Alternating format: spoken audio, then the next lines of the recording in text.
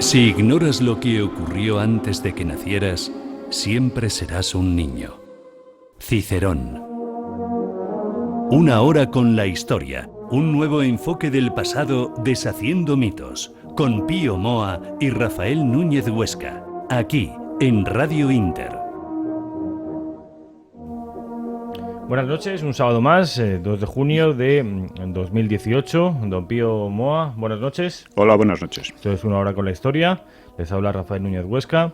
Hoy vamos a hablar sobre dos mundos enfrentados, don Pío, que sospecho que tienen que ver con los dos mundos que refleja usted en su último libro, La Reconquista. Exactamente, se trata de eso, ¿no? Es un poco ver cómo queda la península al terminar el siglo VIII, el siglo de la invasión.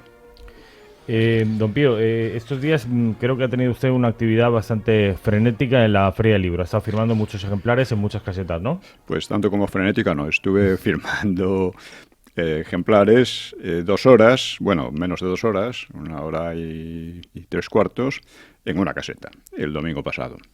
Pero seguro que tiene nuevos compromisos. Tengo otro para el último domingo de la feria, no este, sino el siguiente. La verdad es que estuvo muy bien porque... ¿Firmó muchos libros? Sí, todo el tiempo sin parar, prácticamente. ¿Todo sin parar? ¿Y del último sí. o de otros? Del libros? último la mayoría, pero también de otros, por ejemplo, de Nueva Historia de España, por ejemplo, incluso de la novela Sonaron gritos y golpes a la puerta y así de algunas otras obras, ¿no?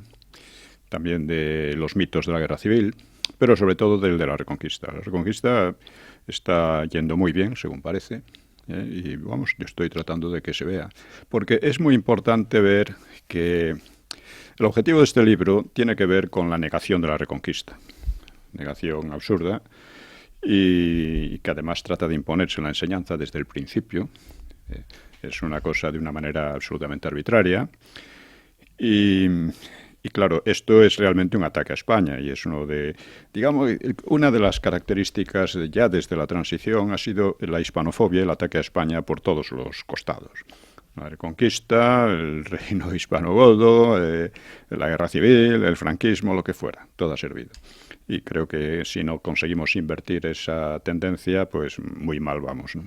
No por otra cosa el libro no se llama La Reconquista a secas, sino se llama La Reconquista y España. Y España, eso es. Don Pío, vamos a...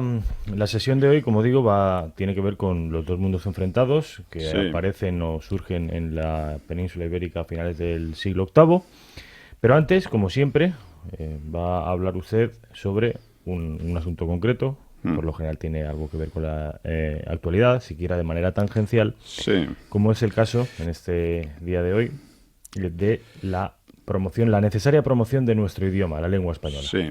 Bueno, quiero decir antes también que en el seminario que estamos llevando en el Centro Riojano de Madrid todos los viernes, pues partió de Gibraltar, de la cuestión de Gibraltar, que afecta realmente no solo al Peñón, afecta a nuestra posición internacional, nuestra posición en Europa. Pues este segundo seminario se titula La posición de España en Europa, precisamente, ¿no?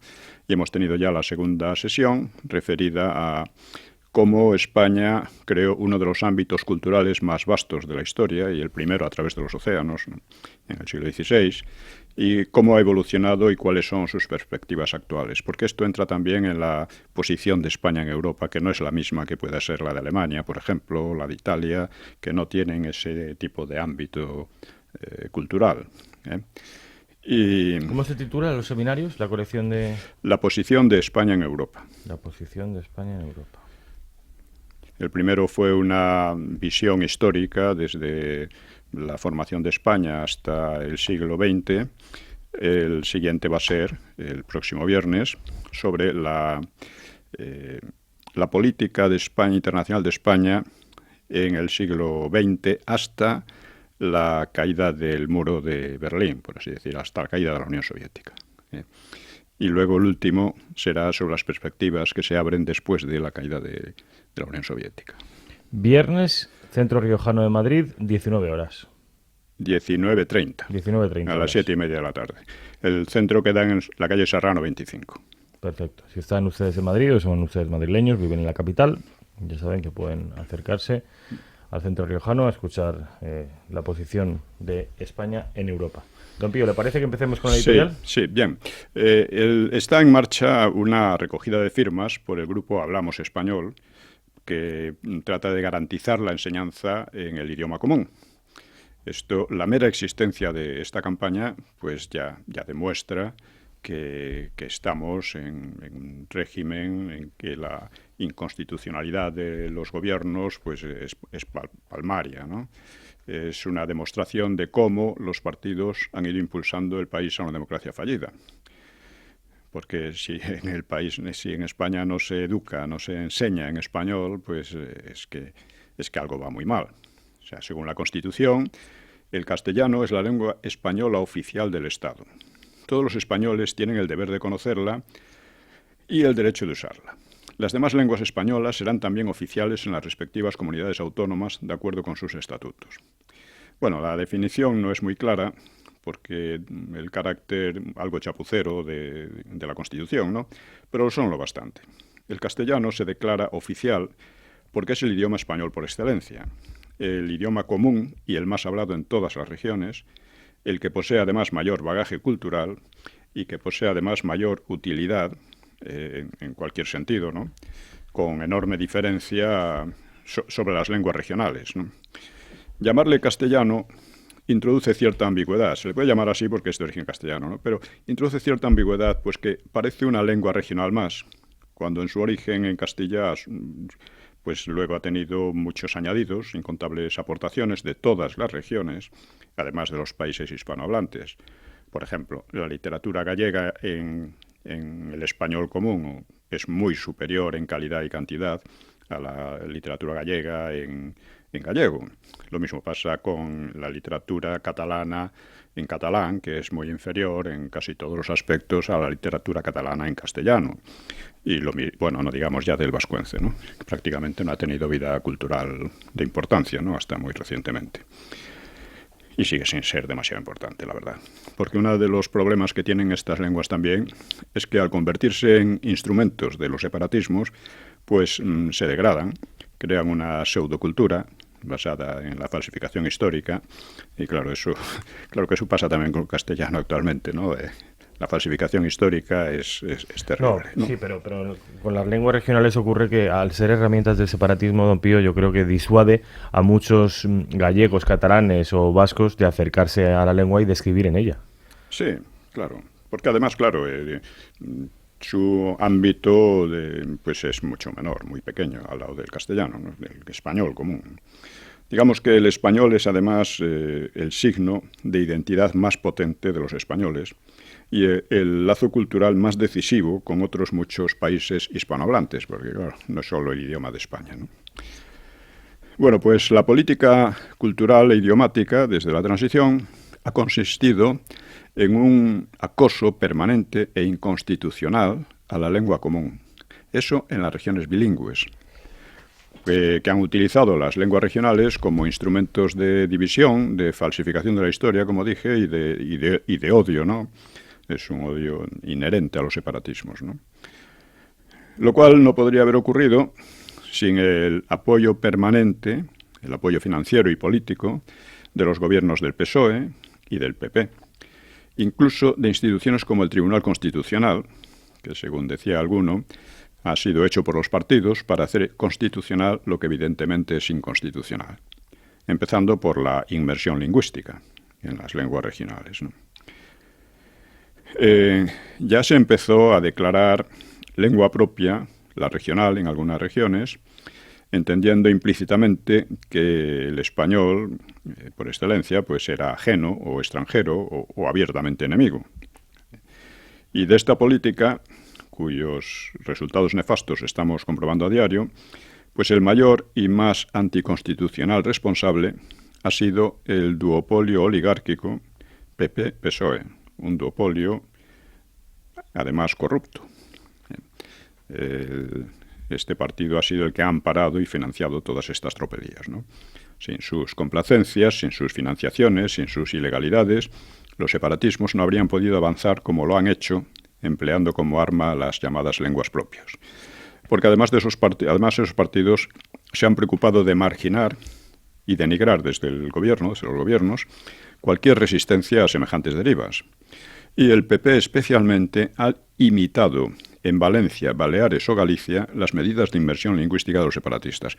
Ha tratado de llevar una política muy semejante. Es más, en unas elecciones pasadas, el PP en Galicia, pues para atacar a Ciudadanos, los decía que esos no son gallegos. A esos extremos estamos llegando, ¿eh? Y luego dicen que algunos que el PP es la solución. Pues vaya solución. Actualmente estamos llevando a una situación bastante crítica que es resultado en gran medida de la política del PP. Por eso yo siempre digo que Ciudadanos, que es un partido que no me convence nada, pero puede desempeñar un papel rompiendo ese duopolio, y creo que actualmente la alternativa más visible y que parece más clara es Vox. Bueno, pues la Constitución dice también que las distintas modalidades lingüísticas son un patrimonio cultural que será objeto de especial respeto y protección. Observemos que ya no se trata solo de lenguas regionales, sino también de modalidades, como pueden ser el bable, el castúo o cualquier otra, que en gran medida, panocho, que en gran medida son simples formas defectuosas del español o vulgarismos. Yo creo que no llegan ni a dialectos, ¿no?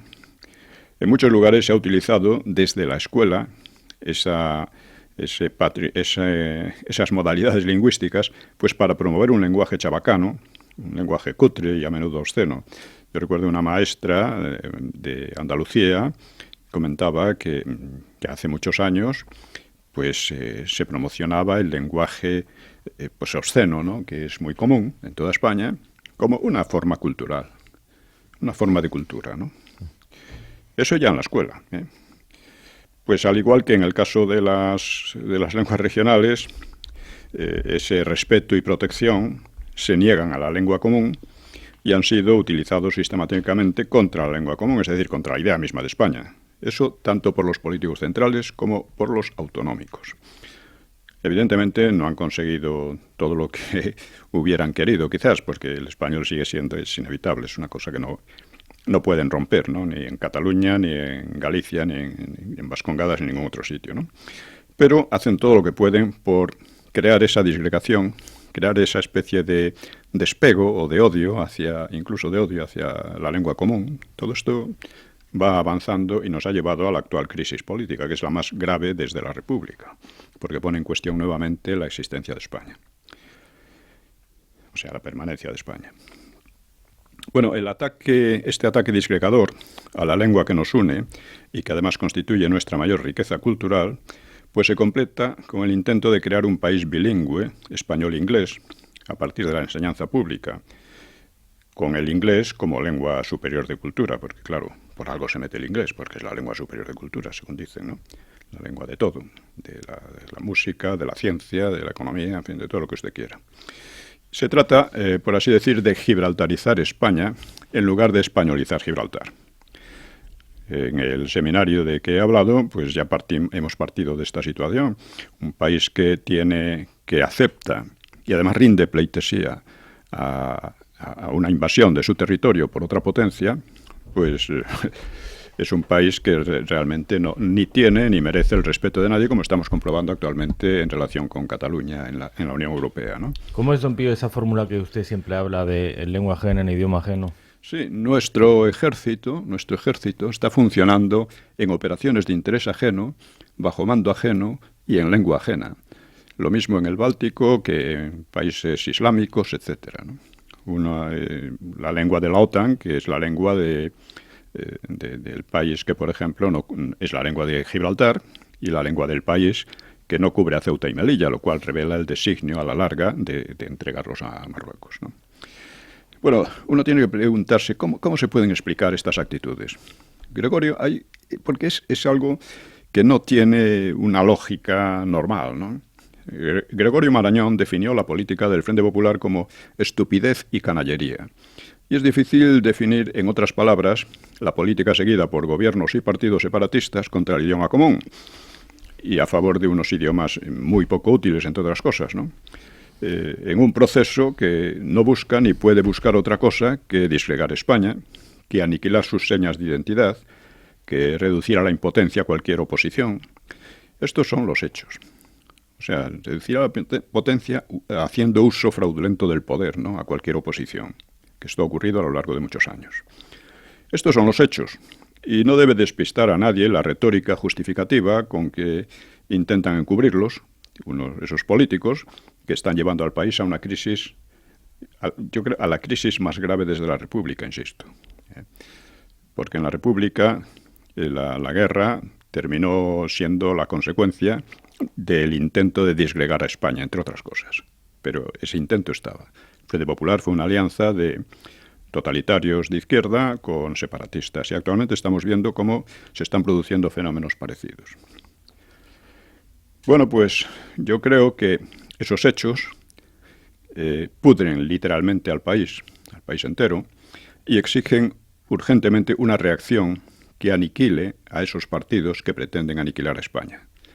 A España, a la ley y a la democracia, a la Constitución y a la democracia. Afortunadamente parece que estamos en los comienzos de esa reacción. También en este terreno es necesario algo parecido a una reconquista.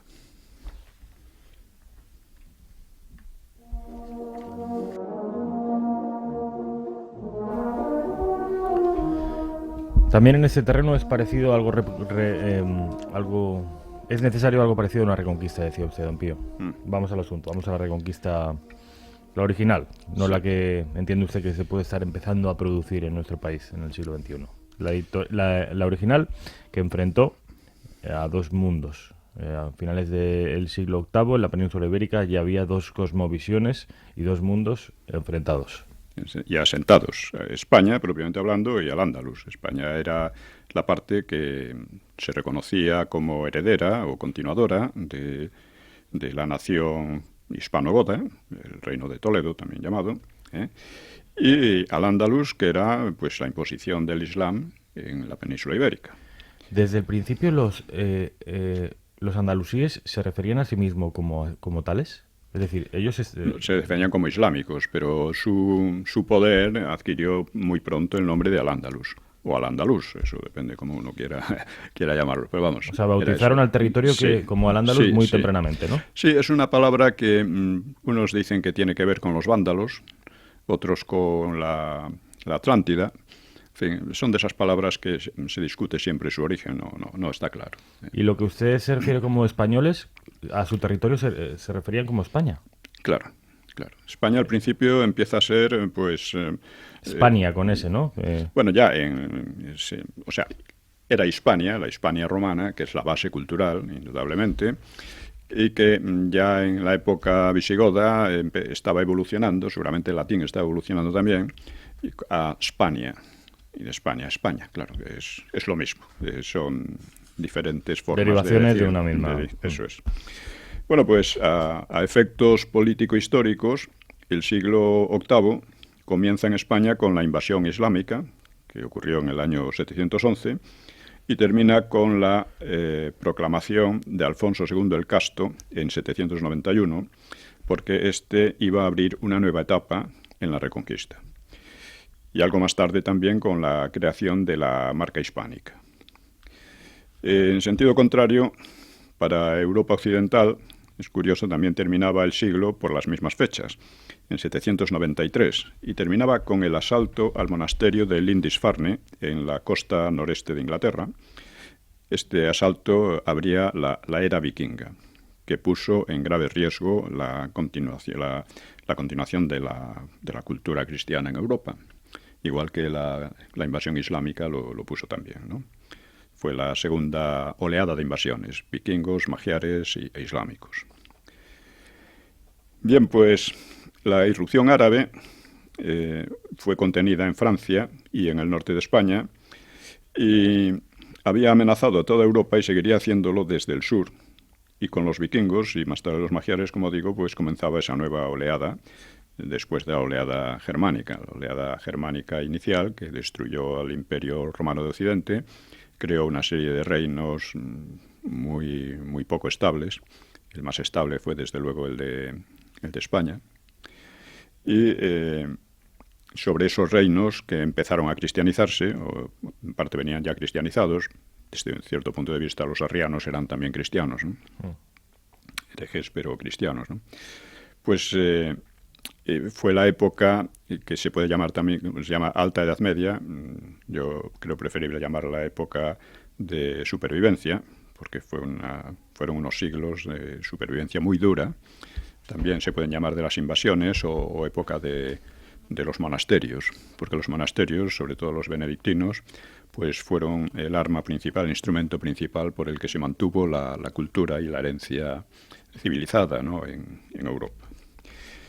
Bueno, pues así terminaba el siglo VIII, un siglo verdaderamente extraordinario para España, porque en él se había producido una pérdida casi total de su continuidad, que se reanudó un poco a partir de Covadonga, y por otra parte de la peripecia épica, vamos a decir, de Ramán I, que huyó del exterminio de su familia, ¿no?, por los clanes rivales, y de la formación del Emirato de Córdoba, que tuvo una trayectoria, desde luego, muy, muy brillante, a su manera, y muy tormentosa, ¿no? Fue también el siglo de las acciones bélicas fundacionales de personajes como Rodrigo, Táric, Muza, Pelayo, los dos Alfonsos, la controversia de Beato, Elipando y Félix. Esta fue una discusión muy fuerte en la que terminó triunfando Beato contra el intento de asimilar un poco el cristianismo a los requerimientos del Islam. Según el Islam, Beato de Liébana se refiere usted. Beato de Liébana, sí. Según el Islam, Jesucristo pues era un hombre simplemente. Elipando y Félix decían que también que era un hombre adoptado por el Padre, pero distinto como Dios del Padre, no originariamente divino, ¿no?, que es lo que dice la doctrina ortodoxa, ¿no? Esto además disminuiría muchísimo la resistencia frente a los islámicos y favorecería que los cristianos se islamizasen, ¿no? Es decir, tenían a Jesús como simplemente un profeta, sí, pero no el Hijo de Dios, ni mucho menos Dios. Sí, pero no, divinizado a posteriori, por así decir. Eso era la teoría de Elipando y de estos, que fue sustanciado en Aquisgrán, me parece que fue, y en Roma, porque produjo una gran conmoción entre los cristianos, ¿no? Bueno, pues fue también en ese siglo aparecen las primeras invocaciones a Santiago como protector de España, antes del descubrimiento del sepulcro, del descubrimiento supuesto, ¿no? Es decir, es una cosa muy improbable, no imposible. ¿Lo aborda usted eso en el libro? Sí, por supuesto, abordo todas estas cosas y previamente he hecho unos pequeños resúmenes de la doctrina islámica y de la doctrina cristiana. Muy bien. Sin más, ¿no? Bueno, y es también el siglo en que se forma la marca hispánica y todos estos son una serie de sucesos que marcarían, unas veces a hierro y otras de otra manera, pues el futuro de España, ¿no? Con todo ello se acababa el siglo y en ese periodo de unos 80 años, pues se habían delimitado ya claramente dos naciones en la península, Al-Ándalus, como dijimos, y España. Aunque la palabra España solía designar geográficamente la península ibérica, también a veces la usaban los musulmanes, España. Su contenido, el contenido de este vocablo, de este concepto, es esencialmente cultural y político y propiamente corresponde en aquellos tiempos a la parte cristiana, que aspiraba a recobrar el conjunto del territorio. Podemos hablar, por tanto, de dos naciones enfrentadas, el triunfo de una de las cuales significaba a plazo medio o largo la desaparición de la otra. Yo empleo un poco la distinción entre tensiones y antagonismos. Un antagonismo implica, en fin, el triunfo absoluto de uno sobre otro. Una tensión significa, por una parte, cosas complementarias y al mismo tiempo opuestas. Esto se da desde los matrimonios hasta hasta, en fin, en los reinos cristianos o las propias divisiones entre andalusíes, ¿no? En cualquier caso, una no exige la desaparición de la otra, No, las tensiones. No, en principio no. Esto es importante porque nos da un poco... Es también como la diferenciación que hacía, por ejemplo, Salvador de Madariaga entre tensión de clases y lucha de clases. O sea, la manera como se planteaba por Marx la lucha de clases era un antagonismo radical, mientras que, evidentemente, esa tensión no tiene por qué llevar antagonismos. En realidad no es antagónica. Si llega al grado de antagonismo es una destrucción de la civilización, en gran medida, ¿no? Bueno, pues la parte española, al final del siglo, ocupaba toda la franja norte, algo más de 1000 kilómetros en línea recta, desde el Cabo de Finisterre al más extremo, que es el más extremo del Atlántico, hasta el Cabo de Creus en el Mediterráneo. Y es la parte, hay que definirla un poco, porque es la parte de la península más lluviosa, por ello también la más boscosa y más verde, pero también es la más escabrosa, que está marcada por continuas sierras y cordilleras, que a menudo son intrincadas y de gran altura, y hasta los 3000 metros en los Pirineos, poco menos en los picos de Europa. Es menos abrupta en Galicia, al extremo occidental, pero en este terreno las zonas llanas son poco extensas, los valles suelen ser estrechos y los ríos cortos. Esto es importante porque determina una población más escasa, entre otras cosas, y un modo de vida más difícil, más primario, ¿no? La parte cantábrica lindaba toda ella con el mar y la pirenaica lindaba con el reino de los francos y en parte también con el mar, con el Mediterráneo, ¿no? Pero la extensión de frontera más larga era con los francos. Al oeste se abría el mar, entonces era el mar infinito, ignorado, por el que nadie osaba adentrarse demasiado, pero hacia el norte, las islas británicas eran bien conocidas y seguramente existía algún comercio entre ellas y la España cantábrica. Y otro tanto debió ocurrir al noreste, en la costa de Francia. Un tráfico, un contacto bastante intenso, más intenso en este caso. Por lo tanto, eran tierras pobres que no admitían mucha población, pero al mismo tiempo ofrecían una defensa fácil ante cualquier ataque, ¿no? Por todo ello, pues habían sido también las zonas menos romanizadas, en las que más había resistido el paganismo, que todavía seguía presente en algunas comarcas vasconas, y también habían sido las más rebeldes tanto a Roma como a los visigodos, aunque esto no debe exagerarse en absoluto, ¿no? Aunque lo han explotado algunos historiadores, pero la zona estaba romanizada, en menor medida. Sobre todo Galicia, ¿no? Galicia, pero también Asturias, y también las Vascongadas, estaban romanizadas en mayor o menor medida. En las Vascongadas ocurrió un fenómeno parecido al del Magreb, y es que los paganos no romanizados, al caer el Imperio Romano, bajaron sobre los valles, los ocuparon y destruyeron allí en gran medida la civilización romana, como pasó en el Magreb con los bereberes, que bajaron de las montañas y acabaron con la civilización romana allí, ¿no? Bueno, pues como ya digo, eran las zonas... entonces, por esta razón que hemos visto, pues suena a paradoja que fueran tales lugares donde se iniciara la Reconquista. Exactamente. Y que fueran ellas las que iban a repoblar, recristianizar y reivindicar la herencia latina y visigoda para volver a extenderla al resto de la península. El fenómeno se explica por varias razones. Por una parte, la huida de hispanogodos y luego de cristianos de Al-Ándalus, los que más tarde se llamarían mozárabes, que huían hacia el norte, donde se mezclaban seguramente con los autóctonos, y allí, pues, digamos que les aportaban una mayor dosis de romanización y de cristianización. ¿No? Claro.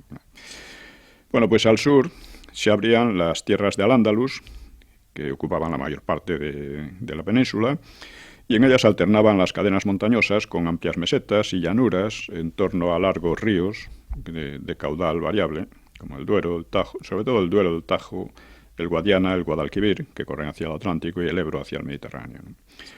Estas regiones eran, en general, mucho más aptas para la agricultura, también para la vida civilizada, ya desde tiempos muy antiguos, en especial las del sur y Levante. Es curioso que durante muchos siglos, se puede decir hasta el XVI, Andalucía, la actual Andalucía, Bética, era probablemente la zona más desarrollada y más civilizada de España, ya desde antes de los romanos. Ya desde antes. Así que Al-Ándalus ocupaba más de las 4/5 partes de la península, y que eran también las más pobladas, las más urbanizadas, las mejor comunicadas, con comarcas muy fértiles en el sur y en Levante, que eran explotadas con regadíos y métodos refinados ya desde tiempos de Roma, unos métodos que en algunos casos perfeccionarían los musulmanes, pero muchas veces atribuye a ellos esos métodos que eran anteriores, ¿no? Al-Ándalus disponía de un estado, el Emirato de Córdoba, aunque varias zonas al noreste vivían en perpetua desobediencia, ¿no? Llegando a aliarse con los francos, y en el valle del Ebro los dominios de la familia Banu Qasid, visigodos conversos o muladíes, pues solían apoyar a Córdoba, pero practicando una independencia real, ¿no? Eran más aliados que subordinados, aunque de vez en cuando, claro, los Córdoba enviaba contra ellos fuerzas para meterles en razón, ¿no? A su vez, la parte hispana propiamente quedaba dividida en 2 territorios, uno cantábrico y el otro pegado a los Pirineos.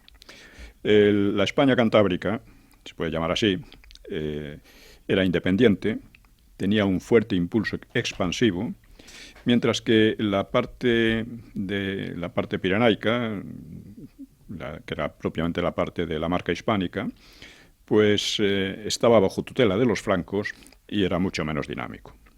De hecho, tardó casi 3 siglos en incorporarse realmente a la Reconquista, ¿no? En la relación de fuerzas, la parte andalusí tenía fuerzas sobradas para aplastar a los hispanos, y si no había logrado aniquilar en germen el reino de Asturias, pues se debió fundamentalmente a la propia inestabilidad interna. Al-Ándalus fue siempre una nación, vamos a llamarla así, muy inestable. Eran 2 mundos no solamente enemigos, sino también muy distintos, aunque, por supuesto, no faltaban algunos préstamos mutuos, préstamos comerciales y culturales, ¿no? La diferencia clave que condicionaba a los demás era la religiosa. Ya en el libro he mencionado pues algunos rasgos que separaban con fuerza la moral y las actitudes políticas y las actitudes en general ante la vida por parte de las 2 religiones. 2 religiones muy, muy difíciles de mezclar, ¿no? Se ha hecho un tópico corriente la afirmación de que Al-Ándalus disfrutó, durante un tiempo al menos, de una cultura superior a la española, pero ya hemos hablado también de cómo eso fue en el terreno de la cultura de élite, pero no en el terreno de la cultura popular. En el terreno de la cultura popular, hoy día creo que nadie consideraría mejor la posición de la mujer en Al-Ándalus, por poner un ejemplo, ¿no? Entre otras muchas cosas, ¿no? Y en los 2 casos, la cultura popular estaba muy condicionada por la religión. En líneas generales, el cristianismo suponía mayor diferenciación entre la religión y la política. Más había un concepto de libertad personal que no existía en el Islam y que originaría, por ejemplo, la representatividad en el poder político. Eso a partir de León, el Fuero de León y las Cortes de León, que son las primeras experiencias, vamos a llamar predemocráticas, de alguna manera, de Europa, de toda Europa, ¿no? No vamos a entrar en pequeñas discusiones sobre si en Islandia o qué sé yo. Sí, bueno, y además está reconocido sí, está cada vez más reconocido. Tampoco la UNESCO es garantía de nada, desde luego. Pero... No, pero en fin, el hecho histórico real es que en Islandia o quizá en Novgorod pues se produjeron fenómenos de cierta similitud, pero sin repercusión ninguna, mientras que lo de León tuvo una repercusión muy grande, ¿no? Se ve también en una práctica mucho menor de la esclavitud entre los cristianos, que la esclavitud iría haciéndose marginal. Ya hablamos de eso, pero conviene remarcar la idea, ¿no? Ideas muy diferentes del derecho, la monogamia estricta, bautismo y no circuncisión, etcétera, ¿no? Las 2 religiones tenían cuna semítica, Pero el cristianismo se vio desde muy pronto moldeado por la influencia griega y por un universalismo que lo alejaba de su origen judío. La religión judía se basa en la idea de un pueblo elegido por Dios, ¿no? Y por otra parte, el cristianismo se había asentado en tierras de lenguas y etnias no semíticas. O sea, la mayor parte de las lenguas europeas son de lo que se llama indoeuropea, excepto alguna que otra, ¿no? Y no semíticas, ¿no? No semíticas. O sea, lenguas semíticas en Europa yo creo que no hay ninguna. El Islam era también universalista, como el cristianismo, pero al mismo tiempo era mucho más particularista, porque dentro de él lo árabe, es decir, la lengua y la etnia árabe, se consideraban superiores y en cierto modo sagrados, porque los árabes habían sido los que habían acogido a Mahoma y la lengua árabe era la lengua en que se había revelado el Corán. Eso le daba un valor muy superior. En el cristianismo la lengua común era el latín, que se fue dispersando en otros idiomas, y además los idiomas germánicos, que ya de principio no tenían nada que ver con el latín, ¿no? Pero el pueblo, los cristianos de esa época, don Pío, del siglo VIII, ¿en qué idioma hablaban? En España. Sí, en España, no era el andaluz. Hablaban un latín que se iba transformando rápidamente. Los cristianos ya se venía transformando desde la época goda, o sea, vulgarizando, lo que se llama un latín vulgar. Un latín vulgar que daría convirtiéndose lugar, en lo que hoy es el catalán, el gallego. Sí, exactamente, como en Italia el italiano, en Francia el francés, ¿no? Y todo esto, ¿no? La lucha política entre las dos religiones seguramente se radicalizó en la península, de modo que los andalusíes optaron por el estricto sistema jurídico maliquí, que era más riguroso, mientras que los cristianos del norte, que eran conscientes de la amenaza definitiva que se cernía sobre ellos, pues optaron por un enfrentamiento sin concesiones, como indica Beato, viendo su lucha como una obligada guerra santa contraria a la yihad. Eso no ocurría en el resto de Europa porque tampoco tenían la amenaza islámica tan encima, ¿no? Y por otra parte, las invasiones vikingas eran paganismo, y el paganismo, desde el punto de vista intelectual, era mucho más débil que el monoteísmo. Las concepciones del derecho diferían también, en gran manera. Las leyes en España, aunque estaban inspiradas en la moral católica, pero eran en realidad autónomas y variables, mientras que en Al-Ándalus el derecho era directamente religioso, la Sharia, que admitía escuelas e interpretaciones ante los casos concretos, pero tenía carácter sagrado y no podía cambiarse. Tanto en la parte cristiana como entre los cristianos de Al-Ándalus, es decir, los mozárabes, que serían llamados más tarde, pues regía el Liber Judiciorum de Recesvinto. Esta era una ley romano-gótica, establecía algo parecido a un Estado de Derecho, ¿no? Porque las normas dictadas por el monarca, previa consulta con la corte y con los obispos, pues obligaban a todos los individuos y al propio rey. El Liber Judiciorum, también conocido por otros nombres y con diversas revisiones, pues continuaría siendo la base de la legislación española durante muchos siglos, incluso hasta el XIX. Esto viene de los godos, ¿no? No es directamente religiosa y evita el despotismo típico de Al-Ándalus, donde la máxima autoridad civil y la religiosa venían a ser la misma. Pero dentro de, como digo, dentro de Al-Ándalus persistía una masa de población cristiana, al revés que en el Magreb, donde la población se islamizó con bastante rapidez. En España la islamización sería mucho más lenta, bastante más lenta. Los cristianos pues estaban desarmados, sometidos. Mozárabe quiere decir arabizado, porque se llamaba arabizados, mozárabes, porque fueron adoptando la vestimenta, diversas costumbres y cada vez más el idioma de los dominadores, o sea, el árabe. Mientras que el suyo propio evolucionaba del latín a formas romances, a pesar de todo desarrollaron una cultura propia y original. Los cristianos pues soportaban muy mal su posición despreciada y humillada en lo que había sido su patria, porque así lo consideraban, deploraban la pérdida de España y mantenían la liturgia hispanogoda y viejas costumbres. La liturgia hispanogoda era lo que se llama la liturgia mozárabe, impropiamente.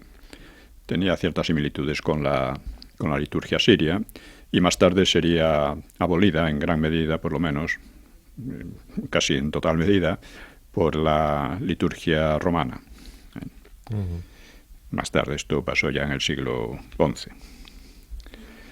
Bueno, hubo algunas revueltas de mozárabes, de cristianos, de las que apenas hay recuerdo, y los que podían huían al norte cristiano. Es decir, claro, estaba la convicción de que Al-Ándalus era un estado tremendamente potente, mientras que los cristianos del norte eran, por así decir, 4 aldeanos. Era una idea equivocada, ¿no? Cuando se produce Covadonga, las crónicas árabes hablan de un grupo de asnos salvajes que andan por allí y que vamos a dejarlos porque total, qué mal nos pueden hacer. Pero al mismo dicen, pero con el tiempo se convertirían en un problema muy grave. Eso lo reconocen las propias crónicas. Sí, las crónicas musulmanas. Eso es importante porque hay muchos tontinos que... Bueno, tontines, yo no sé cómo llamarles, ¿no? Porque es ya un caso de... que habla mucho de los asnos salvajes o de que les daba igual a los musulmanes, ¿no? Estoy igual porque no pudieron hacer otra cosa. Y ellos mismos y no acaban de poner la cita del grave problema en que se convirtieron para los musulmanes, ¿no? Hay que decir que a las autoridades musulmanas pues tampoco les urgía que se convirtieran, porque de ellos se extraían grandes ganancias mediante los impuestos especiales, la jizya, aunque estos impuestos, a la inversa, pesaban a favor de la islamización, porque muchos por no pagarlos pues dirían, pues vamos a adoptar la religión islámica. A pesar de ello, ocurrían cosas como que a los bereberes les querían imponer estos impuestos también, lo cual provocó rebeliones, pero luchas durísimas, ¿no? Bueno, a finales del siglo, los cristianos, yo pongo en el libro que podían constituir todavía el 80% de la población andalusí, pero podrían ser el 70 o incluso más del 80, pero bueno, desde luego seguían siendo la mayoría. Muchos debían mirar con esperanza, como digo, a los reinos del norte, pero no demasiada, ¿no? La fuerza militar y la riqueza económica del Emirato que la tenían ante sus ojos, ¿no? Y les hacía dudar de una reconquista efectiva por parte de unos cristianos pobres, ¿no? En definitiva. Y estaban además pues acobardados ante unos ejércitos que además se componían de extranjeros, de bereberes y de esclavos cada vez más. Bueno, pues los hispanos islamizados o muladíes fueron adoptando la lengua árabe, abrazaron la nueva fe con espíritu rigorista, como digo, miraban con aversión la corrupción y la laxitud religiosa de las oligarquías árabes, que eran cada vez más, menos rígidas, ¿no? Menos religiosas. Y para los muladíes era un escándalo el comportamiento que bebían y hacían de todo, ¿no? No tenían mucha adhesión a ellos, y eso queda demostrado por las frecuentes revueltas, y conformaban una nueva realidad histórica, culturalmente semítica, que invertía la victoria de Roma sobre Cartago. Ya hemos hablado también de eso. Así los musulmanes pasaron a ser una minoría militar extranjera, como eran al principio, y luego constituyeron una franja social en continua ampliación de población islamizada, ¿no? Otra diferencia esencial fue la lingüística. El idioma de los cristianos era un latín, como dijimos, en rápida transformación, se iba transformando en lengua romance, mientras que el árabe, que de raíces muy lejanas, lejanas a España, claro, era la lengua oficial en Al-Ándalus y se iba expandiendo con más rapidez que la religión. Las diferencias idiomáticas irían reforzándose con el tiempo, con lo cual la comunicación entre unos y otros se obstruía enormemente, porque poquísimas personas en el norte sabían árabe y en el sur el romance retrocedía. La diferencia idiomática encerraba un contenido cultural, y en el caso español también religioso, pues el árabe era el propio de la islamización, mientras que el de los cristianos encerraba una muy larga tradición latina. En Al-Ándalus, el árabe se convirtió pronto también en la lengua de la cultura. La invasión desplazando al latín, claro está. Como ahora parece que quieren desplazar al español por el inglés. La invasión había sido esencialmente destructiva, pero al poco iría asimilando y modificando parte de la cultura autóctona y además recibiendo los aportes de Persia, de Bizancio y de la India, que por eso dieron al Andalus durante el siglo siguiente, el siglo IX, pues un notable esplendor en muchos aspectos, ¿no? No solo con respecto a España, la parte española, sino también a toda Europa, que por entonces estaba sometida a unas pruebas muy duras por las oleadas de invasiones de que hemos hablado, ¿no? En la parte española, los centros fundamentales de cultura eran los monasterios. Ya veremos cómo, andando el tiempo, serían las universidades, que han dado la gran superioridad cultural a Europa durante siglos, ¿no? Digamos hasta la Segunda Guerra Mundial. ¿No tenían algo equivalente en el mundo musulmán? Tenían algo parecido a universidades, tenían escuelas islámicas, tenían, por ejemplo, como diríamos, un centro de cultura muy importante en Bagdad, al que llevaron parte de otro centro que había de la que se llama la Universidad de Gundisapur, persa. Y, por supuesto, supieron adaptar esto. Tenían además libros, bibliotecas, etc. Todo esto los islámicos lo tenían. Ya digo, en Europa fueron los monasterios los que salvaguardaron la cultura. Allí era una organización más amplia, más compleja, vamos a decir. Asimismo, otra cosa importante era la diferente composición étnica en España y en Al-Ándalus. En Al-Ándalus abundaban, no eran mayoría desde luego, pero abundaban los magrebíes, también los judíos, sobre todo al principio, y una masa esclava traída del África Negra y de Europa del Este, aparte de una minoría árabe dominante, que era la oligarquía real, ¿no? La población autóctona se dividía entre cristianos o mozárabes e islamizados o muladíes. Esta variedad social, cultural y religiosa volvió la guerra civil pues casi un fenómeno casi permanente, ¿no? Que sería esto precisamente lo que impediría al Andalus sacar pleno rendimiento de su enorme superioridad material, demográfica, económica, en fin. Por contraste, el reino de Oviedo y los demás núcleos cristianos del norte pues gozaban de mayor homogeneidad étnica y religiosa y, por tanto, de mayor cohesión. Había querellas internas, desde luego, ¿no? Pero era una sociedad mucho más cohesionada, ¿no? Étnicamente y religiosamente, ¿no? Y culturalmente. Y por ello, pues podían sacar mejor partido de su fuerza política y militar, pese a su debilidad material. Quizá quedasen en la cornisa cantábrica restos de los idiomas ancestrales, que pronto desaparecieron, salvo el vascuence, muy dialectalizado, de modo que, el vascuence, la profunda dialectización del vascuence dificultaba mucho la comprensión de una comarca a otra. Por eso los vascos siempre eligieron como lengua de cultura al español común, al castellano. Y por otra parte, hasta el franquismo no se unificó el vascuence en el batúa, ¿no? Esto es una cosa que se creó la Academia Vasca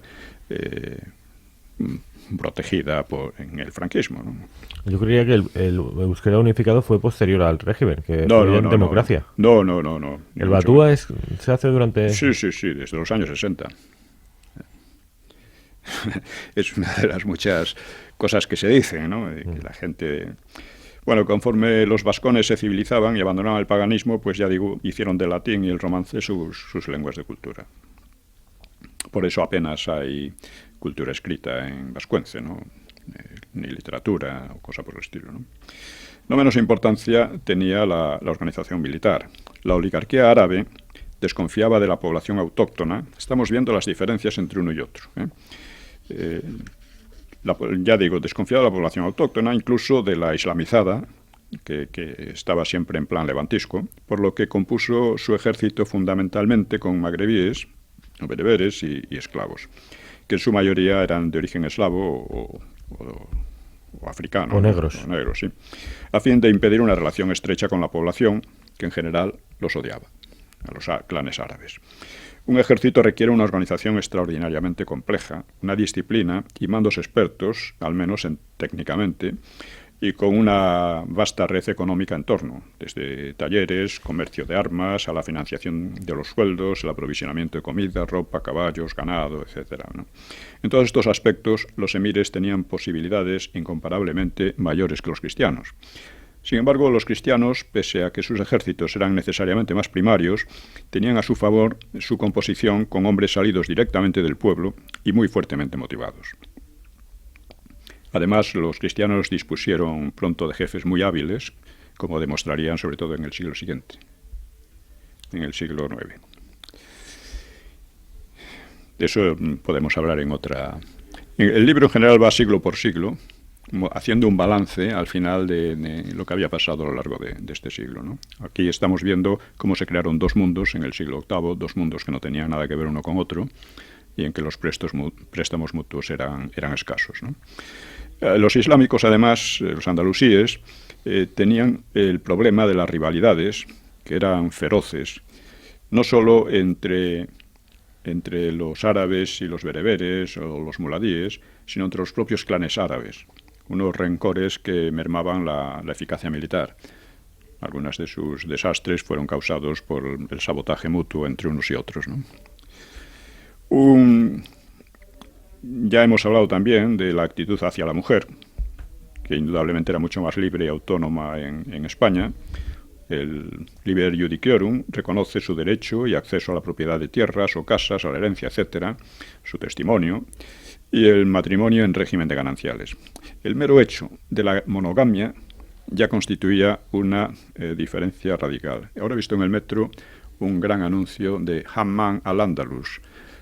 Se ve a una mujer con cara de ensueño. Una mujer europea con cara de ensueño, vamos, una cosa... fantasía. Vamos a ver. Tendría mucha gracia que tuviera que estar allí, ¿no? Bueno, ya digo, el simple hecho de la monogamia ya cambiaba todo, ¿no? Porque la poligamia pues causaba efectos deletéreos en todos los órdenes. Por una parte, degradaba a la mujer. Era en el fondo un privilegio de los poderosos, que podían adquirir gran número de esposas y concubinas, con lo cual mermaban las posibilidades matrimoniales de los varones comunes. Los harenes eran también nidos de celos e intrigas con repercusiones políticas cuando se trataba de los círculos de poder. Las diferencias se extendían asimismo a las costumbres sexuales y familiares, muy distintas, ¿no? Es precisamente la poligamia de los poderosos, claro, pues... facilitaba la homosexualidad entre los no poderosos, que también la compartían los poderosos. A pesar de que... ¿No tenían mujeres? ¿Quiere usted decir? Claro, muchos hombres no tenían mujeres.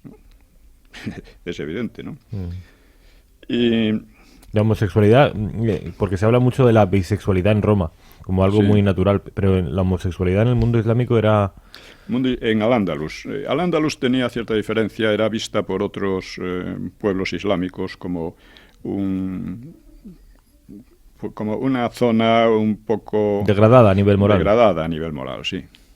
Cuando llegaron los almorávides hicieron un buen castigo Tuvieron de todos que poner estos... firmes a... Sí. Luego... es decir, en el terreno sexual y demás, pues los cristianos entendían las conductas de los andalusíes como viciosas y depravadas, que las asociaban al lujo de los magnates musulmanes.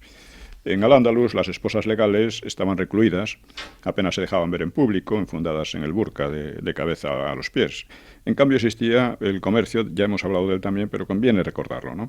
Un comercio muy activo de esclavas sexuales. Los comerciantes las entrenaban para encender el deseo masculino, mostrándose sensuales y coquetas, ¿no? Eso es una cosa... Los magnates llegaban a tener cientos y hasta miles de esas esclavas sexuales, ¿no? Tampoco admitían o sea, que era como quien tenía un rebaño en gran medida, porque lógicamente no podían tener trato sexual con todas ellas, ¿no? Y los cristianos tampoco admitían la consumación del matrimonio con verdaderas niñas, y aunque tanto el cristianismo como el islamismo condenaban la homosexualidad, aunque era despreciada en Al-Ándalus, era también común y admitida, ¿no?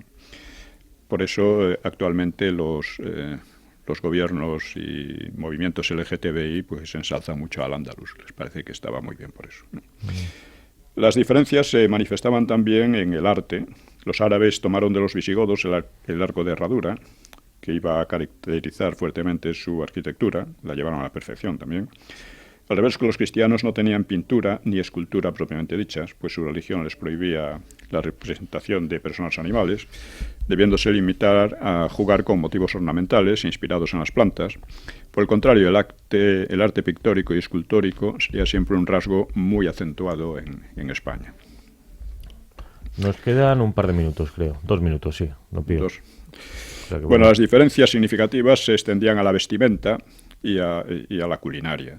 En la cocina española eran centrales el cerdo y el vino, cosas ambas prohibidas por el Islam, aunque en Al-Ándalus había cierta laxitud etílica, ¿no?, que subrayaban diversos autores. Había una rebelión que hubo contra el monarca, la rebelión del Arrabal, empezó en las rogativas, llamaban al emir: ven aquí a rezar, borracho. Bueno, estos rasgos generales creo que bastan para apreciar hasta qué punto eran España y Al-Ándalus, en efecto, dos mundos, con visiones distintas y contrarias de la vida, que afectaban a todos los aspectos de la sociedad. Claro que hubo algunos préstamos e influencias mutuas, incluso lingüísticas, pero sobre el fondo de una oposición radical. O sea, lo que nos sorprende más bien de la herencia musulmana en España, que es básicamente arqueológica, es su escasez. O sea, unas cuantas palabras, evidentemente, algunos términos aquí y allá, algún tipo de dulces y cosas por el estilo, pero que viene a ser lo mismo. Sobre todo ejemplos de arquitectura, ¿no? Sí, la arquitectura maravillosa, en algunos casos, pero se parece mucho a lo que dejaron los latinos en el norte de África. Han dejado, pues eso, arqueología. El resto de la cultura latina fue barrida allí por completo por el Islam. Don Pío, creo que ha sido muy interesante este programa. Espero que a nuestros oyentes les haya gustado también. Yo desde luego he disfrutado mucho aprendiendo de estos dos mundos, de los cuales se impuso uno. Y es porque ese se impuso por lo que ustedes nos oyen hablar a Don Pío, a mí, en lengua española. Y esta noche seguramente recen a Jesucristo y no a Mahoma. Fíjese si es importante. Don Pío, buenas noches y nos vemos la semana que viene. Nos vemos la semana que viene. Buenas noches.